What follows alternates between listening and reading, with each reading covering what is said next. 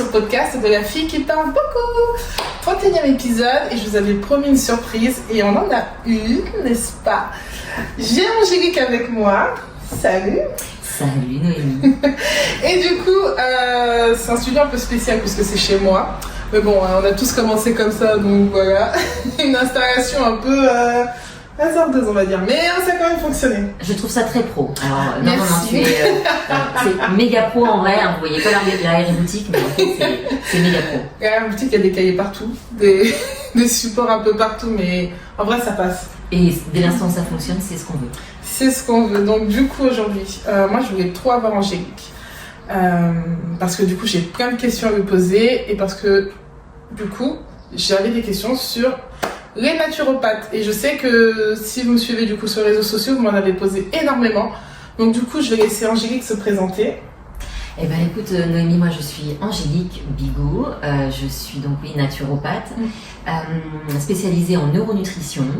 J'ai fait plein de formations parce que j'adore ça et je suis très curieuse et j'ai soif vraiment d'apprendre et surtout de ramener un peu d'autorité aussi à la naturopathie où on entend plein de choses, tout et son contraire. Et donc voilà, je me suis formée en neurosciences cognitives, en santé fonctionnelle,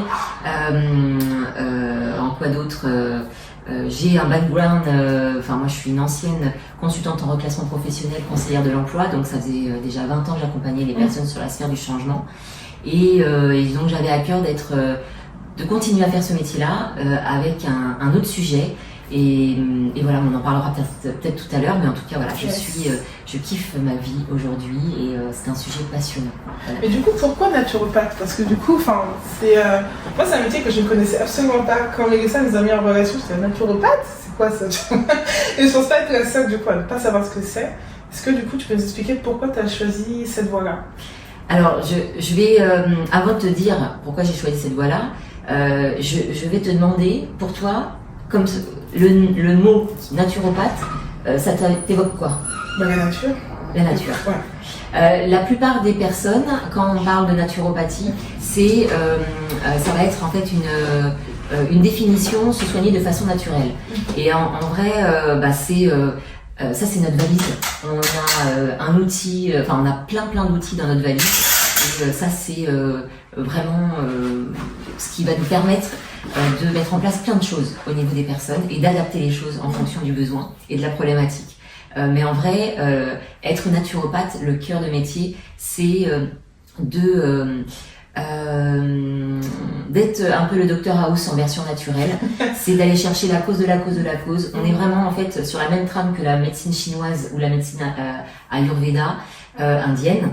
D'ailleurs, l'OMS, on est en 3e position au niveau de la 3e médecine mondiale ancestrale. Et donc voilà, c'est une médecine traditionnelle qui a été donc un peu oubliée, mais c'est une médecine causaliste où on va chercher les causes et c'est le symptôme qui va nous permettre.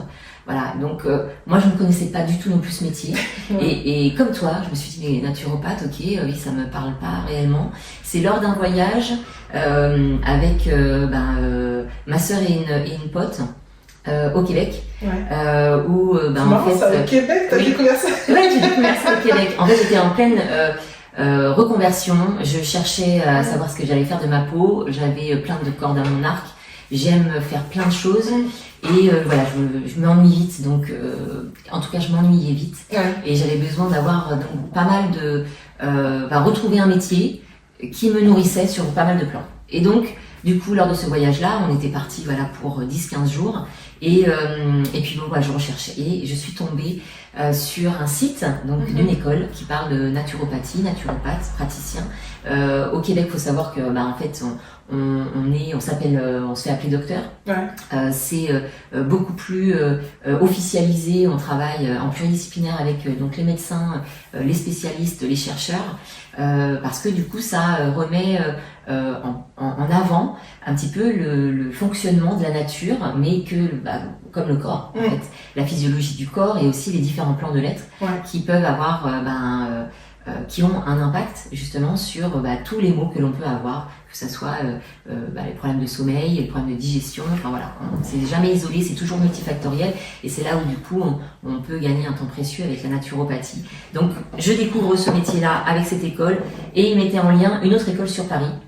Donc voilà, c'est la définition du métier, je me suis dit mais ouais, c'est hyper vaste, ça botte, ouais, c'est hyper, enfin il y a plein de domaines et en même temps voilà, je reste sur mon cœur de métier à essayer de piloter, être le chef d'orchestre pour aider les personnes en fait. C'est ce que tu recherchais à l'époque en fait, parce que enfin moi j'estime que la trentaine c'est un peu notre quarantaine, à nous les femmes on se pose énormément de questions, on commence à renverser la table. Est-ce que toi du coup tu étais à cette période de ta vie où du coup tu voulais absolument tout renverser? J'ai commencé à peu près en maternelle à renverser ma vie. J'ai toujours eu des phases, si tu veux, où, à 20 ans, c'est pareil. J'étais assez un électron libre, on va dire, même dans mes boulots de salariat.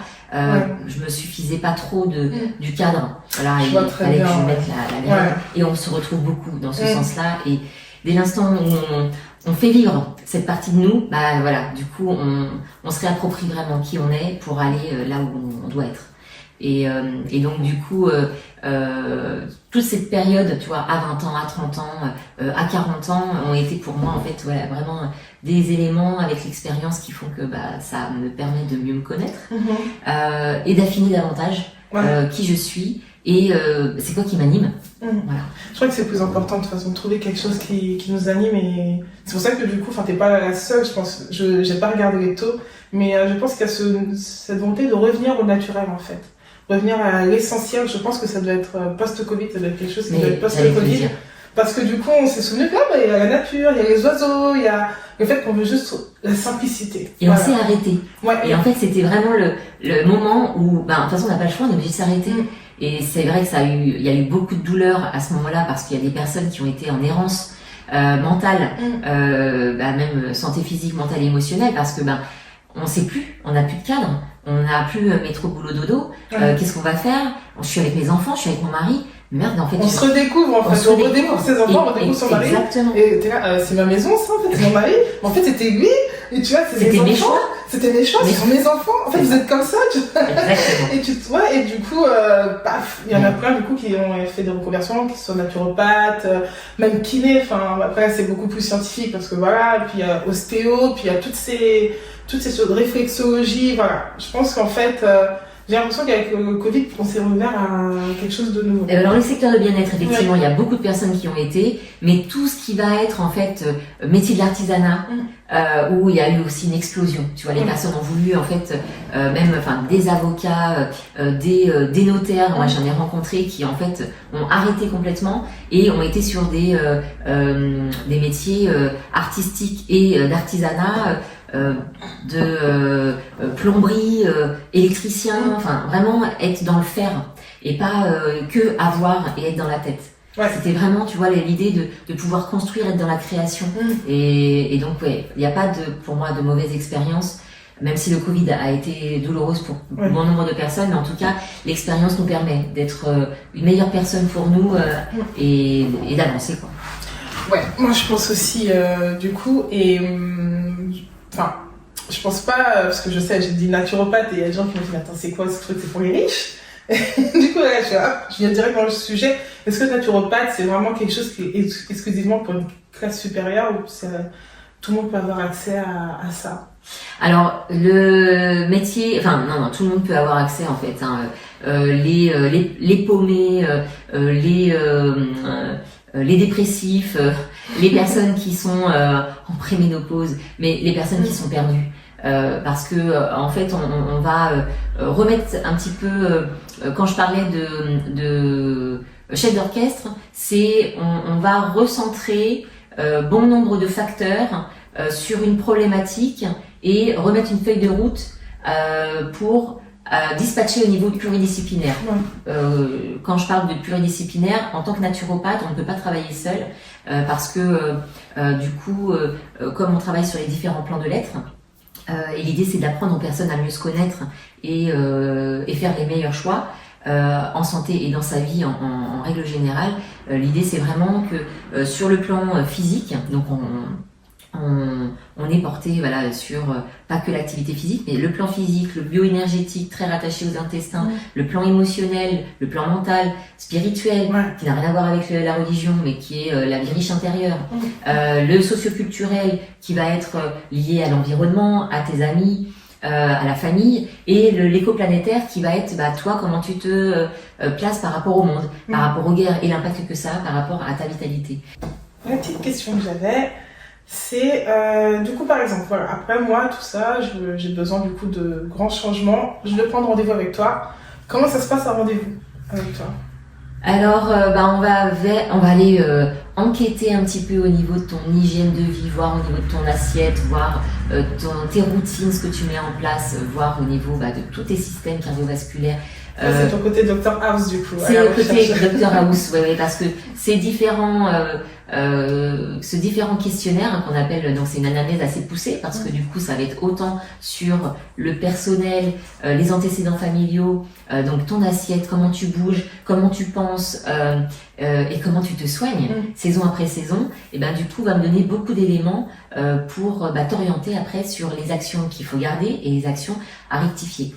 Voilà, en règle générale, on va largement, on va pas du tout supprimer des choses, à moins qu'il y ait vraiment on va soutenir une pathologie, et encore on est sur le terrain, donc on va vraiment être sur l'hygiène de vie et pas que alimentaire, mais l'idée c'est vraiment de remettre les bonnes actions au bon moment, avec les bons partenaires. Voilà, c'est aussi le fait d'avoir vraiment une feuille de route et se dire ok, ça je mets en place déjà, je suis pas éloignée. Il y a des personnes qui viennent me voir et parfois qui se disent en gros je viens pour l'alimentation. Voilà. C'est tout. Et voilà, j'ai un problème d'alimentation, pour moi je veux aller mieux, j'ai un problème de poids ou alors j'ai un problème de vitalité, mais en même temps je fais du yo-yo, je suis passée par plein de régimes, et en fait le sujet n'est pas vraiment alimentaire parce que il y a des personnes, leur alimentation elle est parfaite, il y a que des ajustements. Par contre, il y a sur les autres plans des choses qui vont être en fait très polluants. Ouais, mais j'ai une amie qui est comme ça en fait, et d'ailleurs je l'avais vue il y a quelques semaines et elle me disait je mange bien, je vais bien, et il y a quelque chose qui bloque en fait. Et je comprends pas pourquoi. Oui, je comprends pas pourquoi. Et du coup moi je lui dis normal, va voir un médecin. Oui. Va voir un médecin, va voir une diététicienne, mais en fait des fois oui c'est à l'intérieur même. C'est vraiment tous les plans, tu vois, physique, émotionnel, mental, spirituel, éco-planétaire, socio-culturel, les rapports que tu vas avoir tes amis, le choix de ton travail, le kiff que tu vas avoir dans ton travail aussi. Il y a parfois des personnes qui ont des membres de famille qui sont polluantes, qui sont toxiques, qui vont avoir un impact aussi, tu vois, tout le fait de travailler aussi sur le développement personnel, comment toi tu te places aujourd'hui par rapport à ce que tu veux. Et pas subir. Donc c'est là cette charge mentale, émotionnelle qui va vraiment s'intégrer au niveau du physique. Du coup, au niveau des mots, c'est comme je te dis, à l'époque, même pas à l'époque, il y a encore des médecins qui le disent, c'est dans votre tête que ça se passe. Mais carrément, c'est justement, c'est dans ma tête et aussi c'est dans mon cerveau. Donc la tête est attachée au corps, c'est un fait indiscutable et en fait ils travaillent tous les deux nos cerveaux. Donc quand les intestins vont pas bien, le cerveau ne va pas aller bien et inversement. Et moi j'ai été vraiment bluffée de découvrir le fonctionnement des cerveaux et comment on ne peut pas apprendre ça à l'école. La naturopathie devrait être apprise à l'école et aussi le fonctionnement des cerveaux. Tu vois, on gagnerait un temps précieux. C'est pas appris en Chine d'ailleurs. Je sais qu'en Asie, il y a beaucoup en fait la naturopathie où du coup on est beaucoup sur ce qui se passe dans le corps, comment ça fonctionne, etc. Après on a des mangas comme Naruto qui nous explique le chakra. Oui. On rigole, mais en fait oui, c'est vraiment là l'énergie, le chakra, etc. Et je trouve qu'effectivement dans nos cultures occidentales, on a carrément oublié ça. En fait. Oui, on l'a oublié. Ouais. Historiquement, c'est à peu près à partir de Pasteur où on a été scotché au niveau scientifique et au niveau des vaccins. Du coup, on intervenait sur le symptôme et on est resté focus sur le symptôme et on en a oublié la cause. Et comme tu dis justement, la médecine chinoise et même Ayurveda va du coup rester à introduire culturellement en fait le causalisme. Tu vois, c'est comprendre la cause. Parce que le symptôme, c'est juste le corps qui parle. Il va te dire des infos, mais on sait pas les traduire. Pas tout ça bien, Et là, nous, en fait, c'est notre force. On va traduire justement ce qui se passe réellement au niveau de ces différents plans de l'être, et pour que ça puisse parler aussi à la personne. On n'est pas là pour inventer l'eau tiède, juste que ça résonne aussi avec nos solutions au niveau des et qu'elle puisse soulager aussi et remettre de l'hygiène de vie, avoir un terrain, tu vois, de corporel qui l'emmène où elle veut avec ses challenges du quotidien. Donc c'est vraiment c'est passionnant. Et là, moi, j'ai été vraiment tout de suite, tu vois, au niveau neurosciences, avec la neuronutrition et j'étais, je pensais d'ailleurs, j'ai découvert la neuronutrition, que ça existait déjà quand j'ai commencé en fait à déposer la méthode. Oui, parce que du coup, je précise pour les gens qui nous écoutent, mais tu es naturopathe. Oui. Et derrière, tu as ce côté hyper scientifique, donc c'est pour ça que tu t'appelles un peu Dr House. Faudrait que je trouve un personnage qui est un peu comme ça. Il y en a pas dans la culture. Mais en fait, c'est assez marrant que tu prennes et le côté scientifique et le côté nature. On se pourrait se dire, mais ça va pas du tout ensemble. Mais toi, tu es là en train de me dire, mais ça va complètement ensemble. Et ça va complètement ensemble. Alors moi, je suis pas du tout docteur. Moi, je suis entourée de gens brillantissimes qui sont docteurs en neurosciences, docteurs en pharmacie, médecins qui sont spécialisés en longévité et pas que. Et en fait, tout ce monde-là, et avec toutes les études scientifiques que l'on a aujourd'hui, on en découvre tous les jours, eh bien, ça confirme de ce que l'on fait de façon ancestrale, ce que nos anciens faisaient, même par rapport aux plantes. En fait, ça a un impact au niveau de la physiologie et c'est, y a plus de débat, tu vois. Rien que, on le prouve en IRM, on le prouve aussi par rapport à des études qui sont bien poussées en clinique au niveau des personnes. Donc c'est là où c'est brillantissime aujourd'hui, et je pense que c'est une super période pour pouvoir asseoir un métier qui est pas réglementé, qui est un peu décrié aussi, parce que il y a tout et son contraire. On entend peu de tout, puis il y a des charlatans aussi. Dans tous les métiers, dans tous les métiers, voilà. Il y en a, toujours des charlatans. Mais c'est là où quand on touche à l'humain, au bien-être, ça peut faire mal. Donc on se bat depuis des années, et la fédération en fait se bat depuis des années pour être un métier réglementé, au même titre que les ostéopathes. Où en fait il y aurait moins de sujets sur ce métier, parce que au moins on a notre cadre d'emploi, et puis et on le fait bien en pluridisciplinaire, et ça pourrait aider bon nombre, le grand public clairement, pour vivre et vieillir en bonne santé. Mais moi, si j'avais pas rencontré Mélissa, du coup, qui est la productrice, qui est là-bas, du coup, et si j'avais pas rencontré, eh bien, je pense que j'aurais jamais su ce que c'était que la naturopathie, même les neurosciences, parce que c'est elle qui me sortait tout le temps ça, parce que c'était aussi son domaine. Et du coup, moi, j'étais, en fait, si je vais pas bien, je vais voir un médecin, c'est tout. Après, il faut aller voir le médecin. Après, il faut aller voir le médecin, mais il n'y a pas que le médecin qui va donner effectivement des solutions. Il va dire, c'est dans ta tête, ou... On travaille avec les médecins. La seule chose, c'est qu'il y a des médecins qui se forment aujourd'hui, justement, au niveau de la santé fonctionnelle. Je suis formée, moi aussi, en santé fonctionnelle, qui reprend la trame de la naturopathie, mais au niveau biologie, analyse biologique. Et on va voir en micronutrition, au niveau biologique, les marqueurs spécifiques pour qu'on puisse traduire en clinique ce que l'on voit avec le client. Réellement, c'est quoi les causes du dysfonctionnement au niveau de la biologie. Et ça, c'est juste magique. C'est juste magique. Parce que un marqueur, tu vois, on en parlera un peu plus au niveau peut-être tout à l'heure, mais un marqueur de thyroïde, par exemple, où on va te faire un check-up,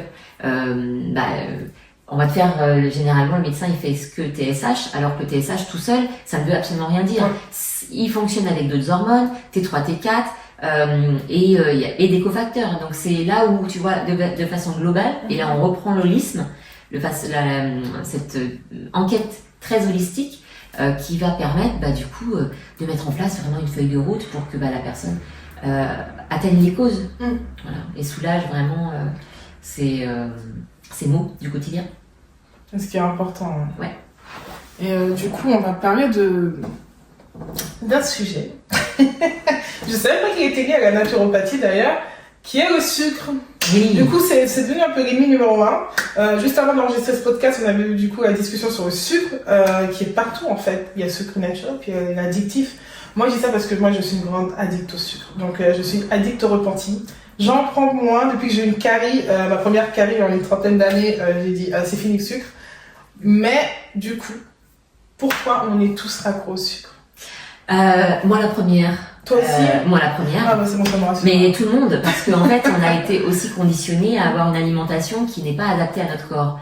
En gros, si tu vas sur la traduction des neurotransmetteurs, qui sont donc des molécules, des livreurs de messages qui vont transmettre la bonne information aux organes pour qu'ils fonctionnent bien, ouais. Eh bien, les neurotransmetteurs, ils ont on a besoin de les alimenter et pas tout le temps dans la journée. Donc, il y a certaines périodes dans la journée. Ça, c'est donc voilà de façon très neurophysiologique, on va dire. En gros, la dopamine qu'on entend donc parler, ouais. c'est l'énergie, c'est la motivation, c'est aussi le circuit de la récompense. La dopamine, on en a besoin le matin. Mais ce qui va l'alimenter, c'est le gras et les protéines, et certainement pas le sucre. Moi, ouais. j'ai été élevée Choc-à-Pic, Frosties. Nutella. Alors Nutella, je kiffais pas trop. Par contre, je partais à 10h à l'école avec Mars, Nuts, Bounty. Oui, pareil. Nous, on se précipitait à la base. Non, mais il y a Mélissa derrière qui a poussé un cri. Parce que je crois qu'elle s'est rendue compte aussi, mais on faisait pareil. Enfin, oui. Moi, à la récré, je me souviens, juste à côté, on a une boulangerie, elle faisait des chocolatines. Bon, désolé pour les sudistes, hein. Nous, on appelle chocolatine, c'est du pain traditionnel avec du Nutella, voilà. Après, vous faites ce que vous voulez. Mais du coup, on se précipitait tout le temps à 10h. Il y avait une queue de malade, on était là en train d'échanger qui a 1,50€, qui a 2€. Oui. Pour prendre cette dose de sucre, on en avait besoin, quoi. Oui, et ce besoin, c'est aussi parce que, en fait, on dit que le meilleur repas, c'est le petit déjeuner. Ouais. Que toutes les personnes, d'ailleurs, ne kiffent pas forcément déjeuner. C'est là où il faut vraiment écouter son corps. Par contre, les premiers repas de la journée, que ça soit au petit-déj ou au déjeuner, il y a besoin de protéines et il y a besoin de bons gras. Moi, j'ai changé tout ça avec ma nutritionniste. Ouais. Quand elle m'a dit, il faut que tu prennes des protéines, donc des œufs et des flocons d'avoine, je lui dis quoi? Le gros truc là, c'est du béton armé, tu fais ça pour ton ventre. Je lui dis, attendez, c'est tout mieux avec du fromage blanc. Je dis, quoi? Elle m'a dit, bon, après tu peux mettre un peu de sucre, mais c'est tout. Je dis, mais qu'est-ce que c'est? Et depuis, je n'arrive pas à prendre un petit déjeuner sucré. Moi, ça m'écoeure de prendre un petit déjeuner sucré. Quand tu reprends justement le vrai besoin du corps, moi la première, quand j'ai un événement, j'ai le buffet traditionnel, le petit pain au chocolat, les croissants. En fait, tu vas vite être en hypoglycémie parce que tu vas avoir un tsunami dans ton organisme, et ça c'est vraiment la pompe à insuline, tu vois, qui va avoir un effet désastreux, parce que du coup tous ces pics qui vont être en dents de scie tout au long de la journée, parce que ça va nous provoquer de l'énergie, on a besoin d'énergie. En fait, le up and down, ça va dévitaliser. Est-ce que c'est parce qu'on est accro? Le fait que ça soit accro, alors c'est c'est une drogue. C'est une drogue. C'est une drogue. Ouais. Prouvé en IRM, ça alimente la même zone du cerveau que la cocaïne. Et voilà. C'est notre poudre. Oui, c'est la poudre. Et elle est en promo, et elle est dispo en supermarché, et à dispo. Ouais. Donc c'est une vraie drogue qui a été prouvée dans tous les cas. Les industriels ont bien compris ça depuis bien longtemps. Et le fait que ça alimente aussi la dopamine au niveau du circuit de la récompense, on a besoin de ce shoot de récompense. Donc du coup, en fait, chimiquement, notre cerveau va nous dire je veux du sucre. Je veux du sucre. Tagada, Nutella ou quoi que ce soit, pâtisserie. Et ça va être aussi alimenté par rapport au stress.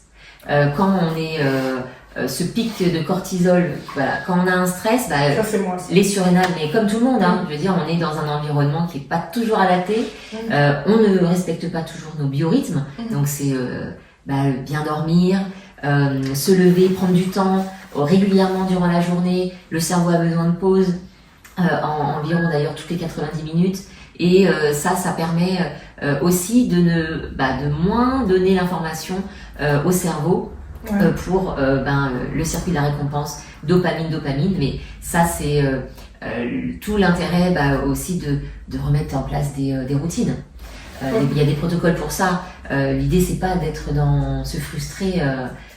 Voilà, l'idée c'est pas de se frustrer du tout. L'idée c'est d'aller sur le bon sucre qui va être nourrissant et pas forcément industriel et transformé. Du coup, là, tu parles de bon sucre. Est-ce que tu as des alternatives au sucre? Ah, les alternatives. Le sucre raffiné, hein. Parce que moi, qu'on me dise que je ne veux pas manger de nectarines en été, en fait, non, là, c'est mort.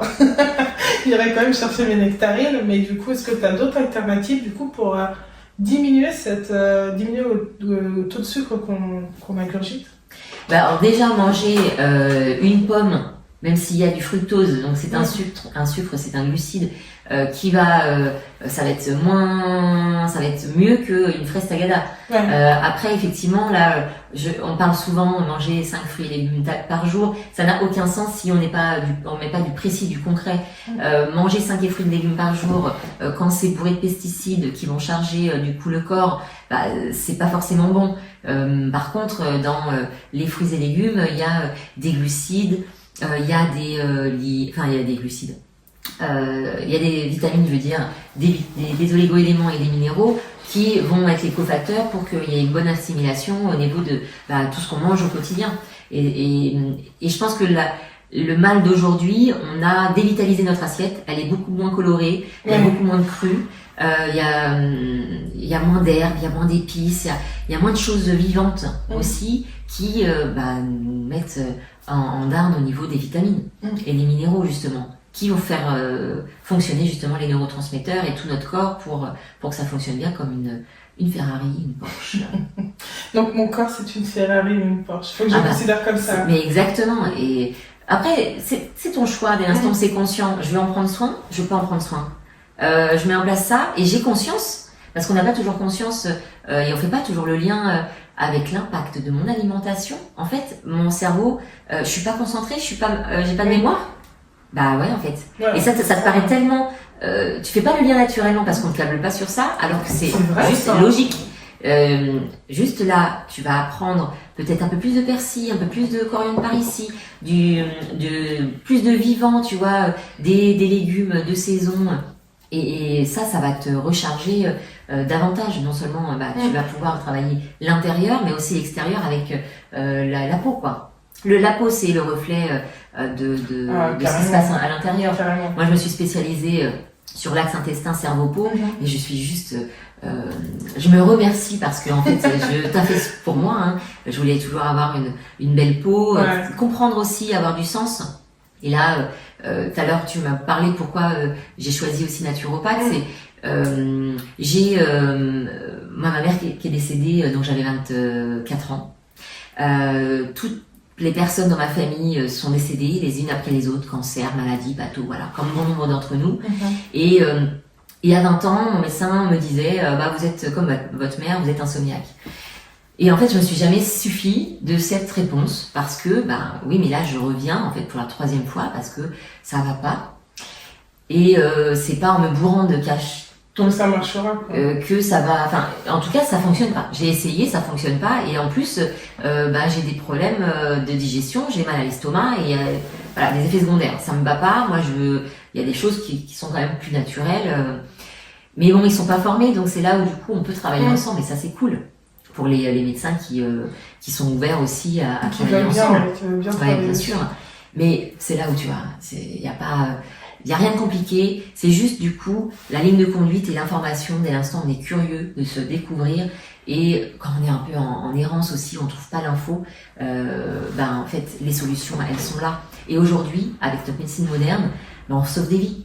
Donc on peut aller très loin, voilà, avec des choses pas que scientifiques non plus, parce que la naturopathie c'est aussi les choses très ancestrales par rapport au rythme lunaire, même si les incantations lunaires, même si j'y crois, ont un impact aussi par rapport à notre vie riche intérieure par exemple. Et puis on a prouvé, tu vois, un truc de dingue, qui peut faire très 68 arts. Non mais ça c'est les bobos, ou c'est les naturaux un petit peu barrés qui vont marcher dans l'herbe avec la rosée du matin Ouais. Tu vois, et donc en stage, séminaire, du coup, tu vois, il y a des retraites naturaux qui, voilà, où tu vas te marcher dans l'herbe pieds nus, dans la rosée du matin spécifiquement. Pourquoi? Eh ben parce que en fait, c'est chargé en ion négatif. Le ion négatif est porteur bénéfique pour nous. Pour traduire, l'ion positif, c'est le stress, l'anxiété. D'accord, ok. Voilà, les ions négatifs, c'est tout ce que tu vas kiffer, te faire du bien et te recharger en bonne énergie. La médecine chinoise, ils sont dans l'énergétique. Donc toute cette, les vibrations, tu vois, toutes les techniques vibratoires, les techniques énergétiques vont avoir un impact. Aujourd'hui, il n'y a plus de débat pour moi. Au niveau scientifique, il y a bon nombre d'études qui ont été faites par rapport à l'impact énergétique. On est des cellules, on s'attire, on s'éloigne, la planète fonctionne comme ça, il n'y a pas de sujet, on est tous énergie. Donc c'est là où du coup, tout ce que tu vas mettre en place au quotidien, que tu fais déjà et qui ont un impact pour toi bénéfique, garde-le. Et voilà, on pourra nous le traduire, tu vois, ça va être plutôt cool. C'est génial, c'est génial ça.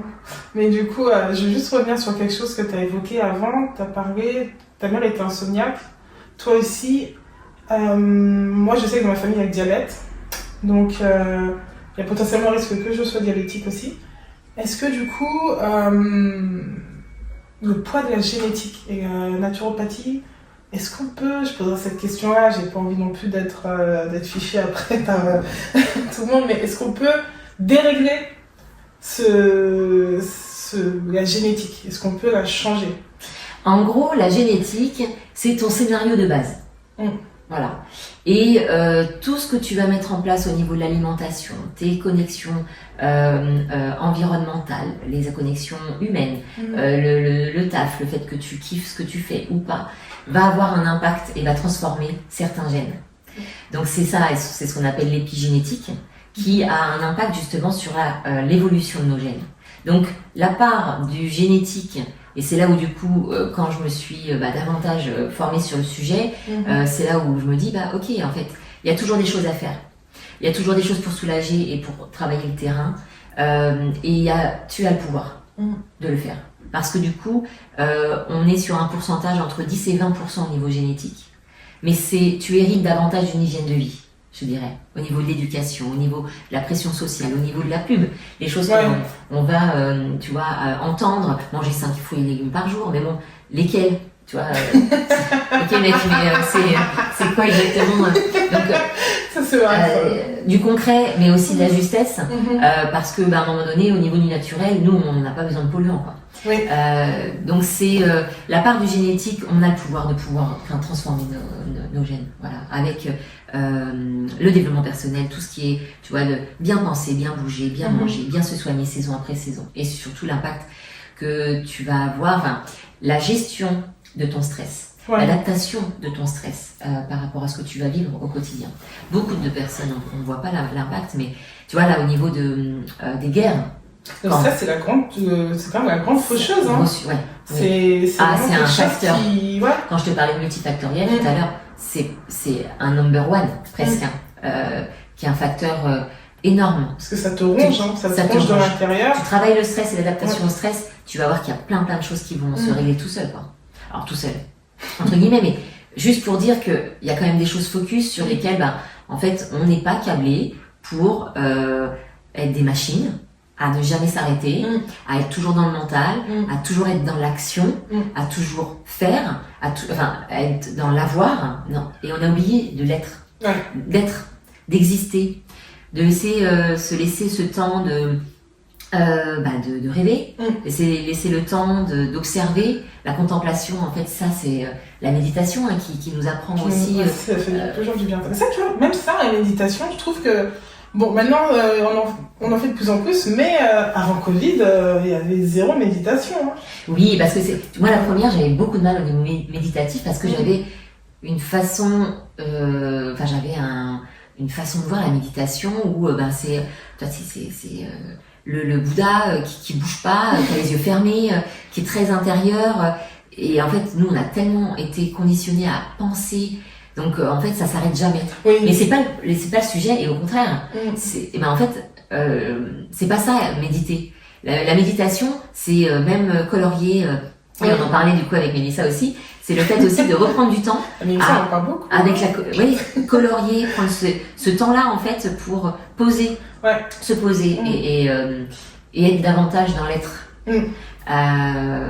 dans son côté créatif, faire vivre le côté créatif, qui va être d'ailleurs très acétylcholine, qui est le neurotransmetteur de la créativité, très rattaché à la mémoire et à la concentration, qu'on a besoin aussi le matin. Donc lui c'est le gras, mais il n'y a pas de mais, c'est juste parfois c'est très éloigné certaines techniques et en fait on se dit non mais c'est pas pour nous, je vais pas pouvoir y arriver, c'est pas vulgarisé assez. Là je suis en train de suivre d'ailleurs un cycle de pleine conscience avec une docteure en pharmacie, naturopathe, une nana brillante, c'est une amie aussi, et du coup ça m'aide à mettre en place de façon concrète avec moi comment je fonctionne, ces états méditatifs et comment je l'adopte. Et il n'y a rien de compliqué à se dire faut pas penser. Non, c'est... Moi j'ai tout le temps des trucs dans la tête, donc du coup tout à l'heure on évoquait les nanars, etc. Moi j'adore. Enfin, si vous me suivez, vous savez que j'adore les nanars, mais du coup moi ça me permet aussi de m'évader, c'est ma sorte de méditation en fait. Moi j'en ai plusieurs, je peux pas mettre les jambes croisées, déjà avec le basket j'ai tout cassé, donc je peux pas. Et après faire méditer, enfin des fois j'ai besoin de silence, ça me fait du bien, mais la majorité du temps, c'est pas la même méditation cliché on va dire, qu'on a quand même et ça, tu vois, non moi je suis pas du tout en fait. Oublions ce cliché parce que vraiment ça c'est la caricature où... non, cet état méditatif en fait on l'a déjà au quotidien. Là juste quand tout à l'heure tu étais en train de préparer, je te regardais, je pensais pas, je te regardais. Donc tu vois juste cet état, c'était déjà un état méditatif où en fait je suis juste aussi dans la contemplation, même s'il y a une pensée qui revient où va y avoir le podcast qui va commencer, donc je vais avoir des questions, et en fait j'accepte et je me repose et puis je te regardais faire, tu vois, et ça c'est un état et c'est déjà un état méditatif. Donc c'est pas l'idée, c'est vraiment d'être accompagné de façon simple. Ne mettons pas de compliqué parce que c'est des choses que l'on fait déjà naturellement depuis l'enfance. C'est un peu dommage qu'on complique des fois la méditation, qu'on dise non mais en fait il faut que tu sois à ce niveau-là de namasté, je sais pas quoi, tu fais là quoi. Tu comprends absolument rien. Donc la méditation c'est hyper méga simple. Voilà. C'est vraiment en fait l'un des fils rouges, la méditation c'est simple. C'est simple, sucre. exactement. Il y a des bons sucres. On est bien là, c'est bon. On est bien. Il y a des choses, c'est là où tu vois la naturopathie aussi, c'est une boîte à outils. Même si on va bien au-delà parce qu'on est sur une philosophie de vie, comme pour les deux autres médecines ancestrales, mais voilà, c'est une philosophie de vie avec une boîte à outils qui va nous permettre en fait de kiffer, de pouvoir d'avoir l'énergie, d'avoir la mémoire, la concentration et de savoir s'arrêter au bon moment et garder, tu vois, cette ligne de conduite avec la connexion du corps et l'esprit. Mais c'est génial ça.